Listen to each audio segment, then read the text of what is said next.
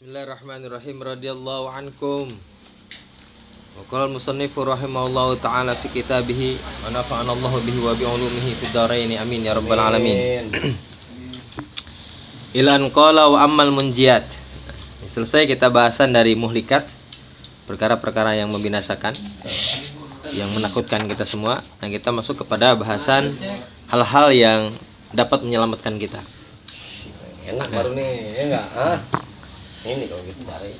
Wa ammal munjiatu, adapun perkara-perkara yang dapat menyelamatkan, allati yajibu tahliyatul qalbi, yang wajib menghiasi hati, wa tisafihi biha, dan bersifat dengan munjiat, fakathiratun, maka banyak sekali. Fanadhkuru syai'an min ummahatiha wa muhimmatiha, dan kami akan menyebutkan sedikit atau sesuatu di antara pokok-pokok ya, dan perkara-perkara yang paling penting. Wa nunabbihu 'alaiha bikalamin mujmalin wajizin, dan aku ingatkan dan kami ingatkan ya, atas hal tersebut dengan pembahasan yang mujmal. Mujmal itu global, wajiz dan singkat ya, garis besarnya misalnya. Mujmal itu garis besarnya saja, wajiz dan singkat ya, insyaallah taala, insyaallah. Assalamualaikum teman-teman, berjumpa lagi dengan saya di sini di channel Bang Mo.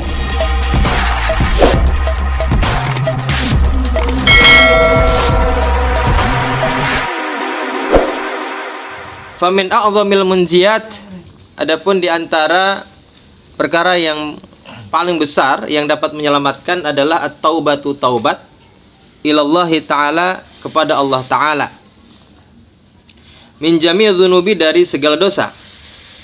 Wa qad amara Allahu azza wa jalla, dan sungguh Allah Subhanahu wa taala telah memerintahkan ibadahu, hamba-hambanya, bitaubati, dengan taubat.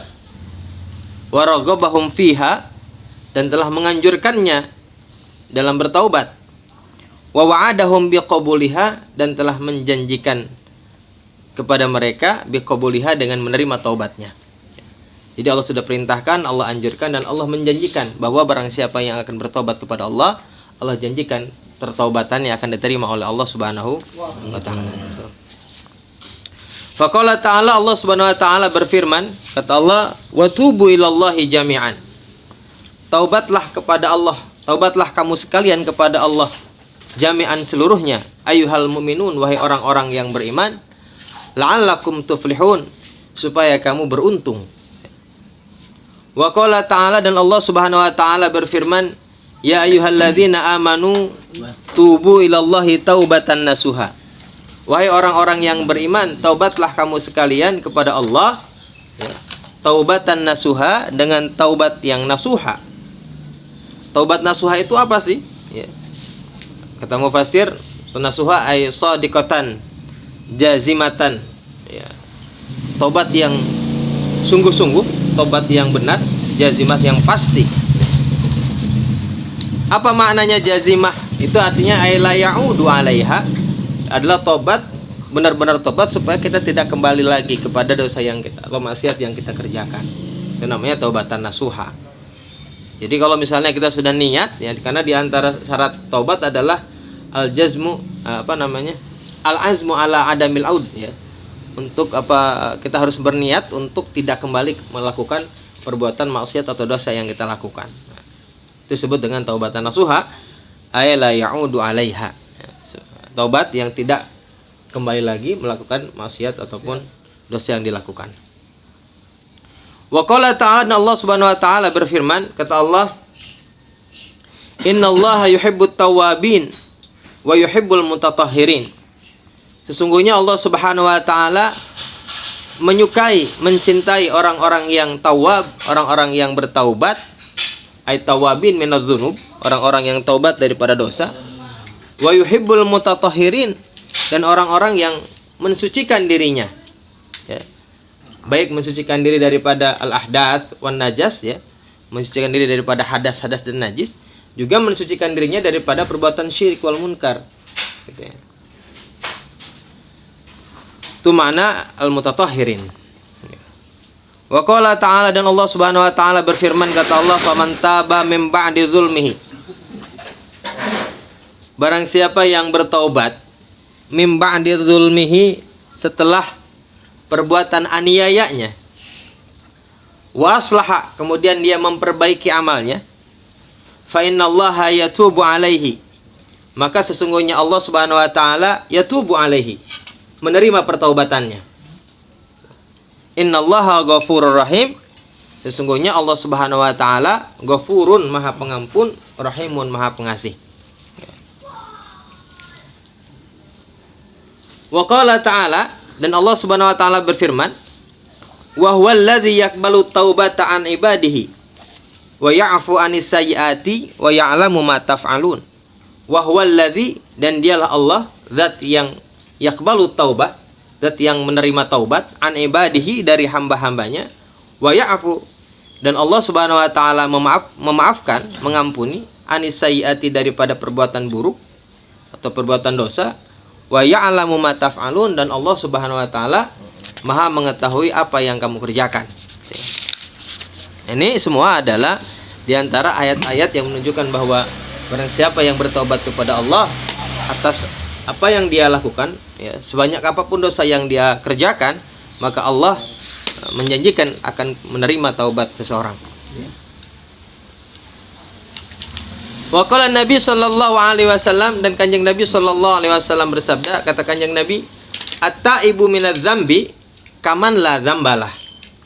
Orang yang bertaubat daripada dosa, kaman la dzambalah, sama seperti orang atau sebagaimana orang yang tidak punya dosa. Jadi sebanyak apapun dosa kita, ketika kita bertaubat dengan taubatan nasuha tadi, maka kita kembali kepada fitrah kita, suci kita, sama seperti orang yang belum pernah melakukan dosa. Apabila dosa, taubat kita diterima oleh Allah Subhanahu wa taala. Ya. Wa qala sallallahu alaihi wasallam, dan Rasulullah sallallahu alaihi wasallam bersabda, kata Rasul, innallaha yabsutu yadahu bin nahar liyatuba musiiul lail. Liyatuba masih al-lail, gitu ya. Sungguhnya Allah Subhanahu wa taala ya besutu yadahu, melebarkan tangannya, bin nahar, di siang hari, liyatuba, untuk menerima taubat, masih al-lail, pada malam hari, gitu ya. Wa yabsutu yadahu, dan melebarkan tangannya, bil lail, di malam hari, liyatuba, supaya bertaubat, masih an-nahari, di tengah-tengah siang hari. Hatta tatlu'a, sampai terbit matahari, hatta tatlu'a syamsu, sampai terbit matahari, min maghribiha, dari tenggelamnya matahari. Artinya apa? Siang dan malam Allah Subhanahu wa taala senantiasa membukakan pintu ampunannya kepada orang-orang yang hendak bertobat kepada Allah Subhanahu wa taala. Gitu ya. Kalau kita datang dari siang, ya, Allah Subhanahu wa taala siap menerima pertobatan kita ketika malam. Malam hari Allah Subhanahu wa taala membukakan, ya, pintu ampunannya supaya kita mau bertobat. Sehingga siang hari kita sudah lepas daripada tobat yang kita lakukan. Wa qala sallallahu alaihi wasallam, dan Rasulullah sallallahu alaihi wasallam bersabda, ya ayyuhan nas, wahai manusia, tubu ila rabbikum, tobatlah kamu kepada Tuhanmu, qabla an tamutu, sebelum kamu mati. Wa badiru bil a'malis sholihat, dan bersegeralah kamu sekalian melakukan amal-amal soleh, qabla an tushgilu, sebelum kalian sibuk. Ya. Wasilul ladzi bainakum, dan sambunglah alladzi bainakum, yang diantara kamu sekalian, wa baina rabbikum, dan antara Tuhanmu, bikathrati dzikrikum lahu, dengan memperbanyak zikirmu kepada Allah Subhanahu wa taala. Jadi menyambungkan diri kita kepada Allah dengan memperbanyak zikir, ya. Ya, kalau beramal maka badir, maka bersegeralah beramal, ya. Qabla an tushgilu, sebelum kita sibuk. Jadi selama kita punya waktu, selagi kita punya waktu, maka segerakanlah itu. Jangan dientar-entar. Karena kalau dientar-entar datang malas, selesai. Ya, itulah sebut dengan sibuk. Jadi sibuk itu bukan hanya saja kita punya pekerjaan lain. Kadang-kadang sibuk itu kadang-kadang kita disibukkan dengan nganggurnya kita, gitu ya. Dengan kemalasan kita, ya, disibukkan dengan hal-hal yang lain. Nah, itu. Kalau kita tasawuf ya, tasawuf ya, kalau kita menunda-nunda amal yang kita hendak lakukan. Makanya kalau dalam beramal mah kita jangan ditunda-tunda. Lakukanlah, kalau mau berbuat baik mah lakukanlah. Selagi kita mampu, selagi kita ada waktu, maka lakukanlah. Jangan ditunda-tunda. Wa qala alaihi salatu wasalam, dan Rasulullah sallallahu alaihi wasallam bersabda, kata Kanjeng Nabi, "Innallaha ta'ala yaqbalu taubatal 'abdi." Sesungguhnya Allah Subhanahu wa taala menerima pertaubatannya seorang hamba malam yughargir. Selagi belum atau tidak sakaratul maut. Kalau udah sekarat, sudah ngap-ngapan, nah udah selesai ya, udah nggak diterima tobatnya. Iya. Ayat tablughu ruhuhu. Apa makna yughargir itu katanya? Tablughu ruhuhu, ya. Rohnya sampai ilal hulqum, sampai tenggorokan. Hinal maut, ketika mati. Ya, sakaratul maut. Wa qala alaihi salatu wasalam, dan Rasulullah SAW bersabda, "Man taba," barang siapa yang bertobat, taballahu alaihi, maka Allah menerima pertobatannya. Jadi ini sudah janji Allah bahwa siapapun yang berdosa, siapapun yang mau kembali kepada Allah, maka Allah senantiasa kapanpun, ya siang ataupun malam, Allah senantiasa akan menerima pertaubatannya. Tapi dengan syarat ya. Jadi tobat itu bukan hanya saja kita bilang, wah udah tobat dah, udah capek, mau istighfar, besok balik lagi. Ya. Ya. Kemudian kata Imam Haddad, "Tsumma alam." Kemudian ketahuilah rahimakallah, semoga Allah Subhanahu wa taala merahmatimu, anna taubata, sesungguhnya tobat ini yang akan kita bahas. Laisat hiya qaulul abdi bilisanihi. Ya, sesungguhnya taubat itu bukanlah ucapan seorang hamba bilisanihi, dengan lisannya, astaghfirullah wa atubu ilaih. Ya, jadi taubat itu bukan hanya ucapan kita nih, astaghfirullah wa atubu ilaih, aku meminta ampunan kepada Allah, wa atubu ilaih, aku bertobat kepadanya. Tidak cukup dengan itu, dan bukan itu sebetulnya. Ya. Min ghairi nadamin bil qalbi, tanpa adanya penyesalan dalam hati. Jadi astaghfirullah wa atubu ilaih itu bukan pertobatan tanpa ada penyesalan dalam hati. Jadi astagfirullah wa atubu ilaih adalah pertobatan kalau ada nyesel dulu yang pertama dalam hati. Ada penyesalan kita melakukan perbuatan dosa atau maksiat. Itu yang pertama. Yang kedua, wa min ghairi iqla'in minadz-dzunub, dan tanpa melepaskan diri dari perbuatan dosa. Gitu ya. Ya kan dosanya kan udah lalu misalnya kita kerjakan, artinya kalau kita masih senang ngelakuinnya, maka berhentilah dari sekarang, ya. Lepaskan itu pekerjaan yang kita lakukan, atau kalau sedang kita lakukan, maka berlepas diri, sudah selesai, untuk tidak melakukannya kembali, ya. Tentu saja dua hal ini paling penting dalam unsur tobat. Yang pertama nadam, yang kedua ikhla, ya.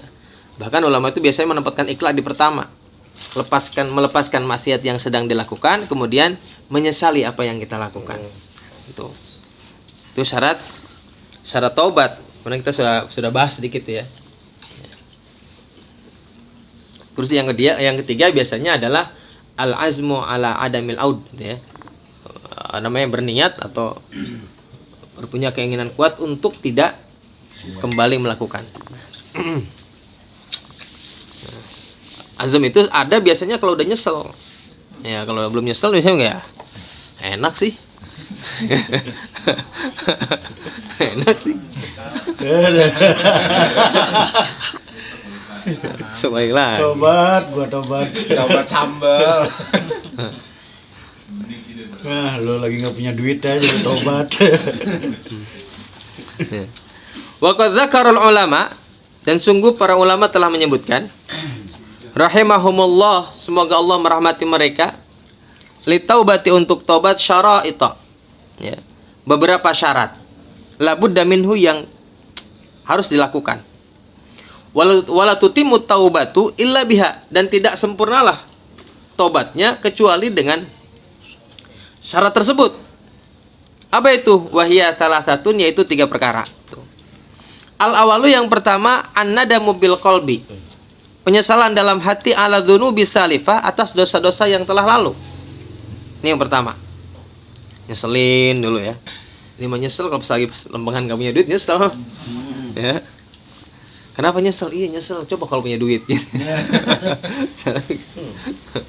Jadi nyeselnya bukan nyesel karena itu, karena nggak punya duit. Asani yang kedua, al-iqla'u minadz-dzunub, anidz-dzunub. Ya, melepaskan diri dari dosa.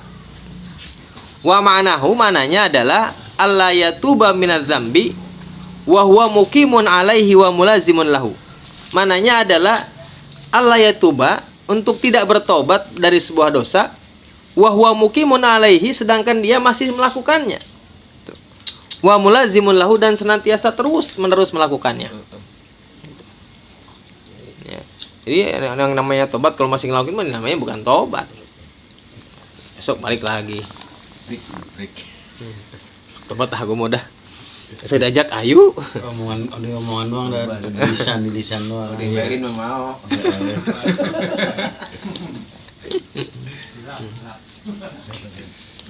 Ini namanya tobat ya. Saya hilang.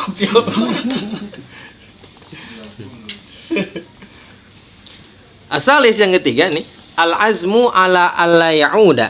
Ala alla ya'uda. Tuh, al-azmu ya, berniat, bermaksud, berencana untuk tidak mengulangi ila dzunubi ma'asya, ila dzunubi, kepada dosa-dosa tersebut ma'asya selama hidup. Tuh. Ini yang paling penting nih, azamnya itu. Jadi azam itu kan keinginan kuat untuk tidak kembali mengulangi. Kalau misalnya nadam mah kita sering dah nyesel doang mah. Ya, nyesel banget. Sering kita. Terus udah berhenti dah. Ya berhenti saat itu. Cuman karena biasanya tidak ada azam untuk tidak mengulangi kembali, ya baik lagi. Nah, berarti taubat kita masih belum nasuha gitu ya. Belum shadiqahul jazimah.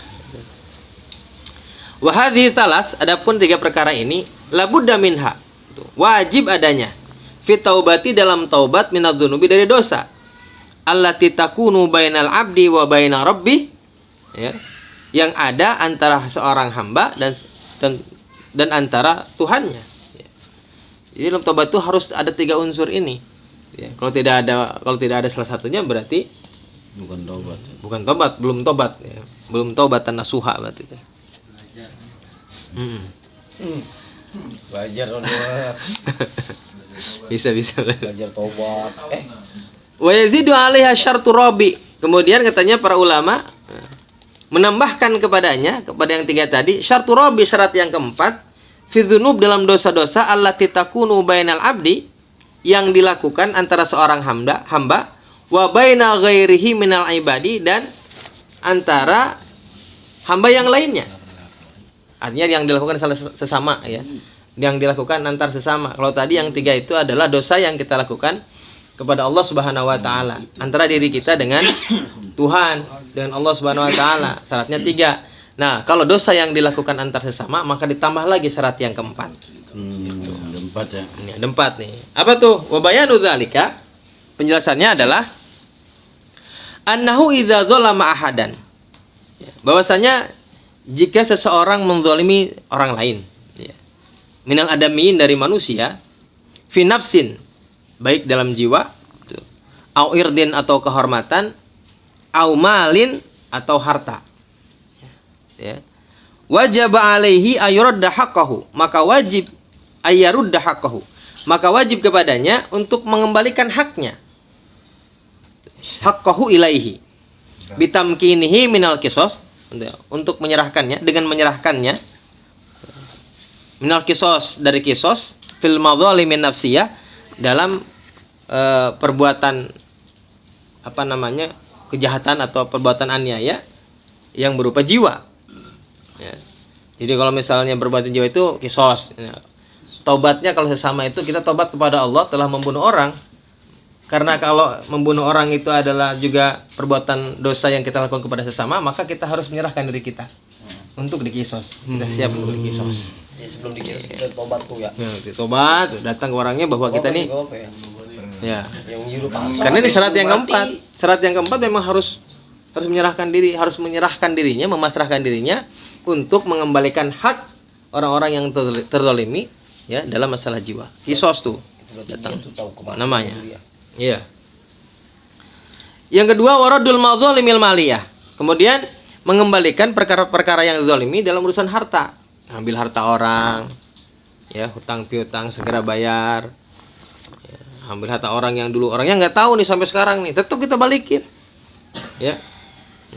Kenapa? Karena yang namanya hak sesama hamba, sesama itu tidak bisa Allah ampuni dosanya kecuali dia meminta ampunan kepada hamba yang bersangkutan. Walaupun kita dosa jungkir balik juga, kalau hamba bersangkutan yang belum kasih ampunan sama kita, belum memaafkan, ya kita ya. Karena memang sulit. Memang dosa itu yang paling sulit dilakukan kepada sesama. Ya. Kalau Allah sudah pasti Maha Pengampun. Kalau sesama, kalau kita sama orang, ya Susah bener. kecuali kalau kita sudah maksimal meminta ampun, meminta maaf kepada orang yang bersangkutan, orang yang masih kekeh, itu lain, itu urusannya bainah wa bain Allah, gitu ya. Penting itu sudah, kalau itu kaitannya dengan ya kaitannya Maafin dengan aja lu nggak maafin gua, ya lu dosanya gede. Iya begitu. Macam lagi aja. Iya, bisa minta maaf, boleh maafin, Allah aja maha pemaaf. Ya kan tadi udah dijelasin. wa talabul ihlal. Nah, kemudian yang terakhir nih, wa talabul ihlal, nih yang paling sering soalnya nih.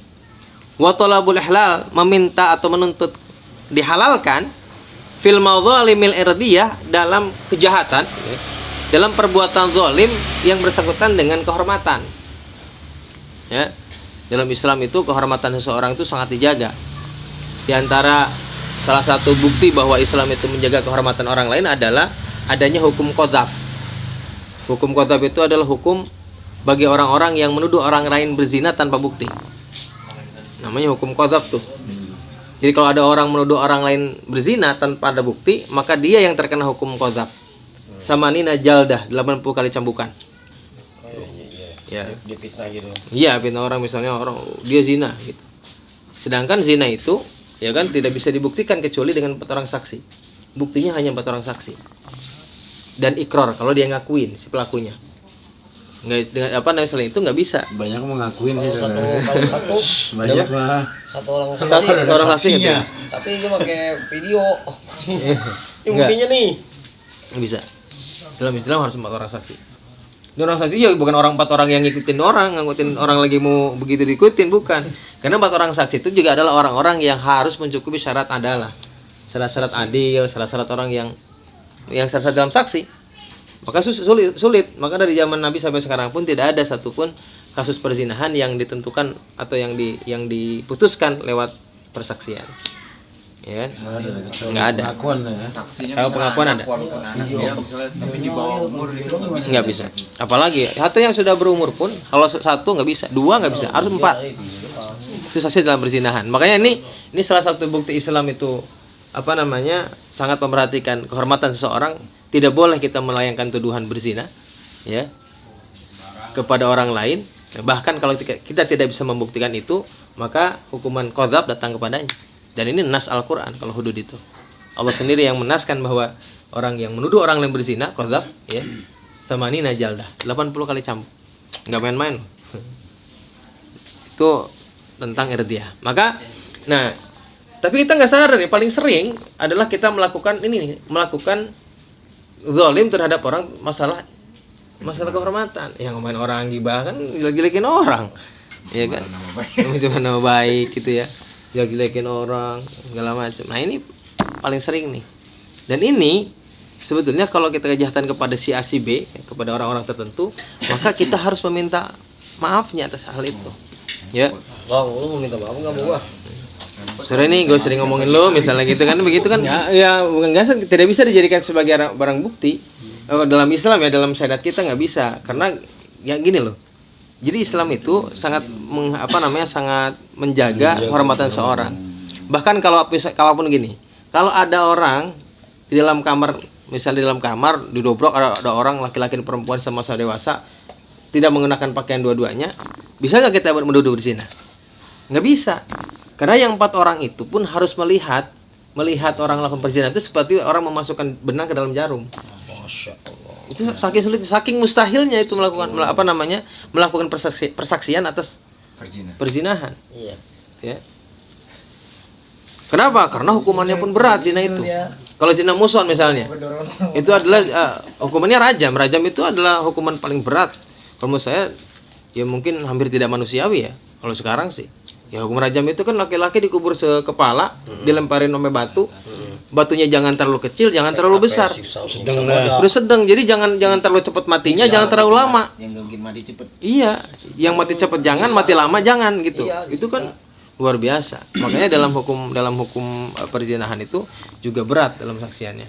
Juga untuk menjaga seorang. Makanya di antara ya hikmah dari ini juga bagi orang-orang yang terlanjur pernah melakukan perzinahan, maka jangan sekali-kali mengakui perzinahan, karena itu ikrar itu berarti mengakui dirinya berzina, berarti sudah siap untuk menghadapi hudud tadi. Iya. Nunjuk aja. Ya. Jadi karena banyak orang kan bangga dengan itu. Wah, gua udah ribuan orang perempuan gua udah tidurin misalnya gitu. Itu secara tidak langsung dia sudah mengakui perbuatan dosa. Dan perbuatan itu memang dalam misal hendaknya yang namanya aib, yang namanya dosa, biarlah itu menjadi rahasiamu dan Tuhan gitu. Intinya sih begitu. Kalau yang menuduh ini kan kadang-kadang kita misalnya kita hati gitu menuduh nggak ngomong tapi pasti. Ya. Iya. Itu jatuhnya tuh dosanya menuduh ya. Kalau menuduh kecurigaan sih nggak apa-apa ya. Karena dalam Islam itu, dalam hukum fikih nih mah ya. Kalau dalam hukum fikih itu memang tidak dihukumi kecuali dilakukan. Dilakukan oleh jawari, oleh anggota badan. Selama itu lama tinggal harus terucap.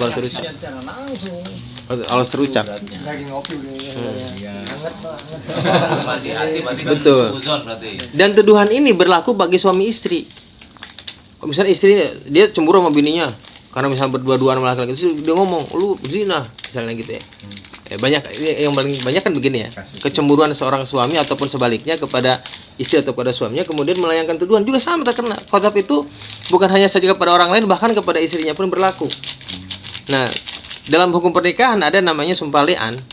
Nah, sumpah li'an itu adalah salah satunya adalah solusi bagi suami yang secara yakin menuduh istrinya berzina, ya, tapi dia tidak punya bukti 4 orang saksi itu. Misalnya suami nih nuduh orang lain, nuduh istrinya berzina, tapi dia nggak punya saksi, tidak bisa membuktikan bahwa istrinya berzina, tapi dia yakin betul kalau dia berzina. Adalah sumpah li'an. Kenapa? Karena kalau tidak ada sumpah li'an, maka hukuman itu bukan kepada istri tapi kepada dirinya sebagai hukuman qadzaf. Nah, kalau nggak mau terkena qadzaf, maka harus diadakan sumpah li'an. Sumpah li'an itu adalah sumpah saling melaknat. Ya, jadi kayak mubahalah. Tapi ini sumpah li'an ini dilakukan oleh suami istri. Si suami menuduh istri empat kali sumpah pertama. 4 sumpah pertama dia katakan bahwa misalnya demi Allah bahwa istri menikah, istri gua zina sampai 4 kali. Saya bersaksi bahwa istri saya berzina sampai 4 kali. Nah, yang kelima, maka dia bersumpah untuk kalau saya berbohong maka laknat atas dirinya. Iya, mubah. Nah, gitu kayak mubahalah, mirip kayak mubahalah. Sama, jadi kalau misalnya si istri misalnya tidak mengakui perzinahan, menyangkal, maka dia harus melakukan itu 4 kali sama laknat. Iya, jadi namanya sumpah itu 4 kali sumpahnya untuk bahwa saya tidak berzina, nanti yang kelima laknat. Kalau dia berbohong, laknat Allah kepadanya. Namanya sumpah saling melaknat itu. Sumpah saling ya. Iya. Nah, dalam li'an pun juga bisa dalam sumpah li'an itu juga bisa menafikan anak yang dikandung. Misalnya suaminya yakin kalau itu bukan anaknya. Bisa Itu ya nanti kan ya terotab berkaitan dengan hukum, misalnya setelah sumpah li'an ini hukuman pernikahan otomatis batal, maka diharamkan atas dirinya untuk kembali lagi selamanya itu mah. Dengan sumpah li'an tuh nggak ada, kalau dengan sumpah li'an nggak ada rujuk, walaupun dia nikah dengan siapapun nggak bisa selamanya. Kalau dengan sumpah li'an maka dia haram selamanya. Dengan sumpah li'an itu haram selamanya di antara. Terus kemudian anak yang misalnya ditiadakan dengan sumpah li'an itu, misalkan anak yang dalam sumpah disertakan kalau ada anak yang dicurigai bukan dirinya misalnya.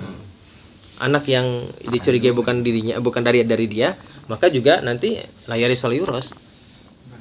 Iya. Gitu ya. Makanya nih dalam Islam itu ada. Berarti kalau ada sumpah li'an mah nggak ada hukuman tuh ya. Nggak ada hukuman iya, karena misalnya si istrinya nyangkal tapi nggak mau sumpah lian, berarti dia mengakui. Gitu. Kalau sumpah lian dua-duanya nggak ada hukuman. Harus saling menyumpah. Jadi kalau nyangkal harus sumpah juga.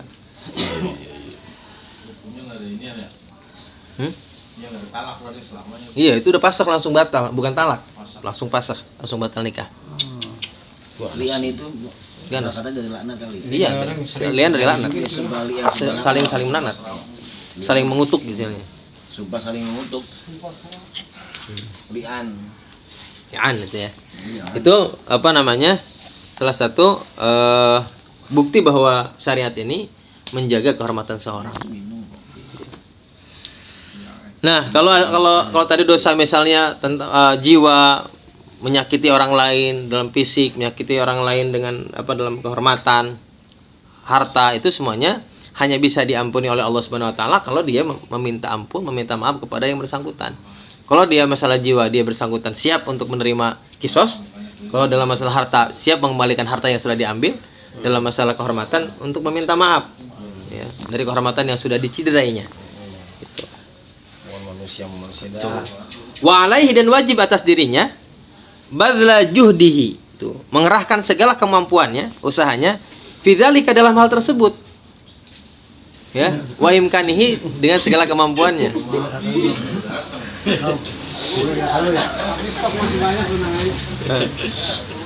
Ya, jadi dalam masalah dosa sesama itu, seseorang itu harus benar-benar harus maksimal, bukan hanya sekedar ucapan meminta. Jadi misalnya kayak tadi kita minta maaf kepada orang nih, tapi orangnya karena sakit hati kan nggak minta maaf, nggak mau maafin tuh secara langsung.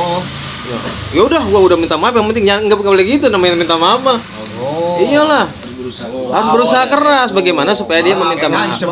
Kecuali kalau segala cara sudah digunakan, dia masih tetap kekeh dengan itu mah baru urusan Allah. Ini mah baru sekali minta maaf, nggak mau dimaafin. Yang penting gua udah minta maaf, selalu dah ya. Oh, dimaafin. Namanya bukan minta maaf, ngajak berantem itu. Enggak, kalau dimaafin tapi ada syarat gimana tuh? Ya tergantung syaratnya bagaimana. Iya. Kan udah maaf nih, gue tuh salah banget sama lo kan begitu kan. Kalau mau dimaafin terus minta maaf lagi, oke lu gue maafin, tapi ya syaratnya harus gini begitu. Syaratnya udah Bu, lagi curhat ini, Bu. Enggak. Ya, tergantung. Kita Kalau emang gak punya salah sih. kalau syarat itu untuk tidak mengulangi sih wajar lah ya. Enggak. Kalau syaratnya tidak berkaitan dengan harta, tidak berkaitan dengan apapun ya, ya itu nggak masalah. Misalnya yang penting syaratnya lu jangan mengulangi lagi ya, itu kan aja begitu. syaratnya 1 miliar mah. syaratnya duit. Kan gapi. Kejutan minum. Syaratnya lo harus bersihin rumah gue.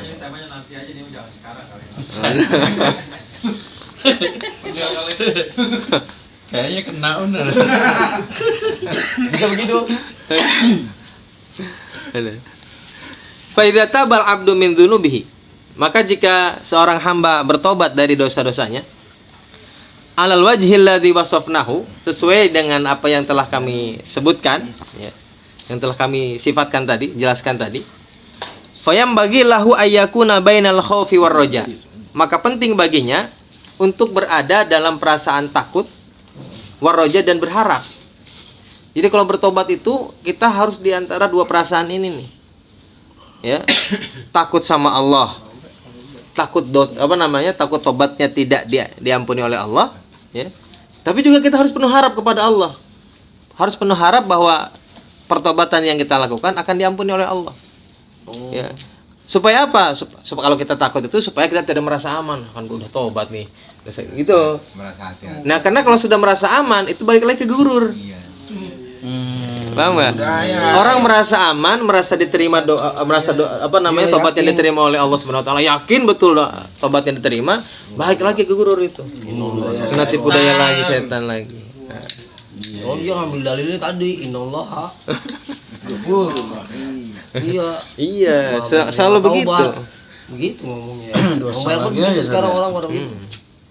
Makanya kita tetap menempatkan posisi kita, walaupun betul kita sudah mencukupi syarat yang tadi disebutkan, tetap memposisikan diri kita dalam keadaan takut kalau tobat kita tidak diterima oleh Allah, dan tapi juga kita harus penuh harap.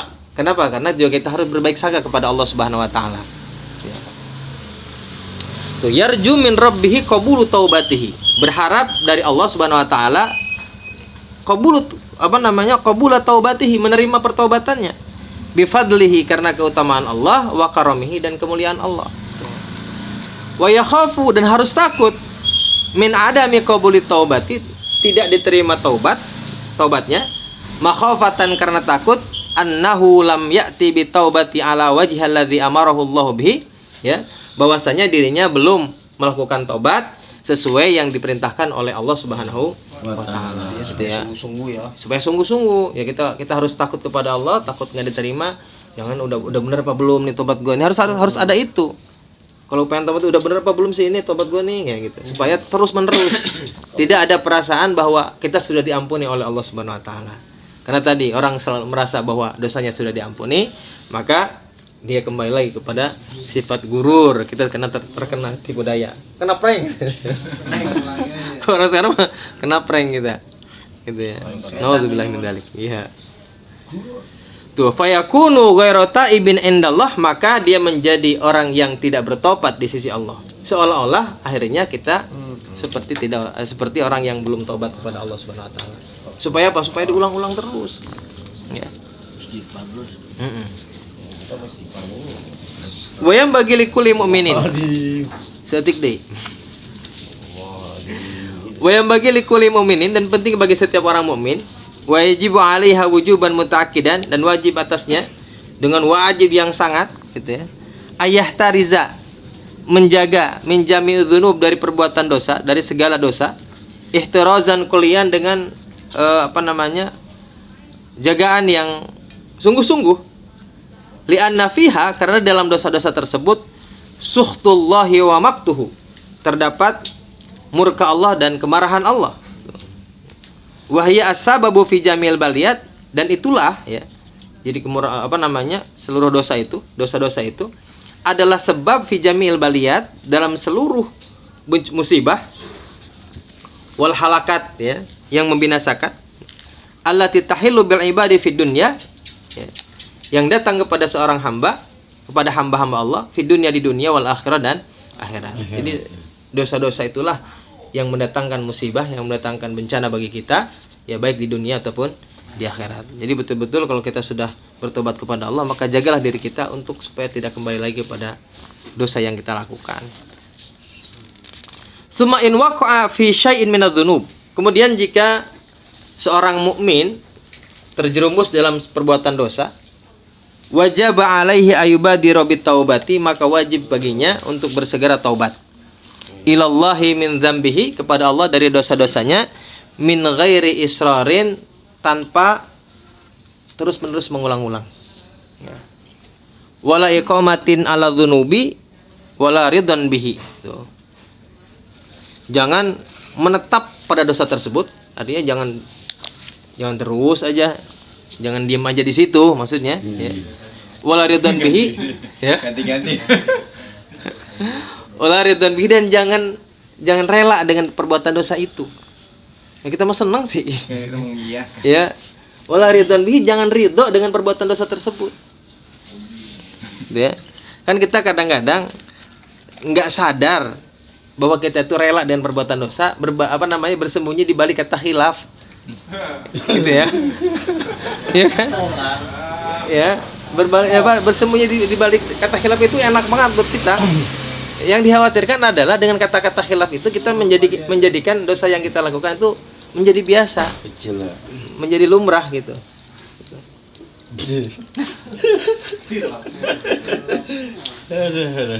Tapi ingat.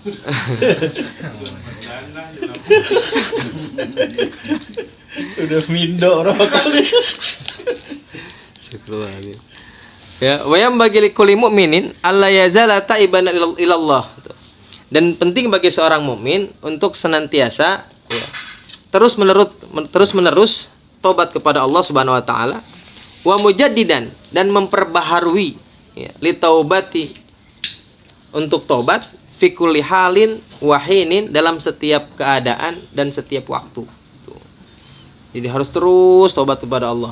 Ya, itulah tadi fungsinya kita harus takut tobat kita nggak diterima itu, supaya kita terus menerus tobat kepada Allah, terus menerus memperbaharui tobat kita. Wa dzalika li anna dzunuba katsiratun. Hal itu karena dosa-dosa itu banyak sekali. Banyak banget. Ya. Wa minha di antaranya as-shaghair, ada dosa-dosa yang kecil, wal kabair, dosa-dosa besar, wa dzunubul batinah, dosa-dosa yang batin yang tidak terlihat ya. Wa dzunubudz dzahirah, dan dosa-dosa yang nampak, yang jelas tuh. Wa dzunubun, dan dosa-dosa ya'lamuhal abdu, dosa-dosa yang diketahui oleh kita. Wa dzunubun la ya'lamuha, juga ada dosa-dosa yang kita tidak ketahui ya, enggak sadar. Wa qad yu'akhadhu biha, dan terkadang kita dituntut ya, min haitsu annahu qasara ya, dari sekiranya ia ceroboh fi talabil ilmi, dalam mencari ilmu, bi kauniha dzunuban ya, dengan keadaannya sebagai dosa ya. Jadi yang namanya kadang-kadang ada dosa yang tidak diketahui nih, dan kadang-kadang jangan-jangan kita ini nanti akan dituntut oleh Allah Subhanahu wa taala atas dosa yang tidak kita ketahui itu. Ya. Misalnya gimana? Misalnya gini, taksir. Kita mestinya dalam usia yang seperti ini, kita ini sudah paham betul terhadap agama. Ya. Kelalaian kita dalam menuntut ilmu, dalam menuntut ilmu agama ini juga bisa jadi itu merupakan dosa yang tidak kita sadari gitu. Gitu ya. Kecerobohan kita ini nih, misalnya abai, atau misalnya mestinya kita ini belajar tiap hari. Kita mampunya cuma baru seminggu 2 kali atau seminggu sekali. Telah lagi. Nah, ini juga barangkali inilah yang menyebabkan kita dituntut atas kecerobohan kita dalam menuntut ilmu. Tuh, au min haitsu innalaha muqaddimat wa sawabiq. Atau dilihat dari segi bahwasanya ada muqaddimat ya, pendahuluan, wasawabiq, dan hal-hal yang terdahulu, dakhilatun fil ilmi wal ikhtiyar, yang masuk dalam ilmu dan ikhtiar. Ya. Ya misalnya dalam ilmu dan ikhtiar itu kadang-kadang juga kita ada ceroboh-ceroboh dalam ilmu. Kita belajar mah udah tahu. Ya, udah dapet ilmunya tapi ngamal mah kagak. Udah tahu haram kita tabrak bae. Nah, ini juga termasuk adalah perbuatan-perbuatan dosa ya. Kalau nabraknya sih udah jelas dosanya, tapi nabrak ilmu yang kita ketahui itulah kadang-kadang kita nggak sadar bahwa itu juga dosa-dosa yang lain. Nauzubillahi min dzalik. Wallahu a'lam bishawab. Dapat masih bos. Dapat telur baru sampai dihabisin. Dapat berkahnya. Aja dia.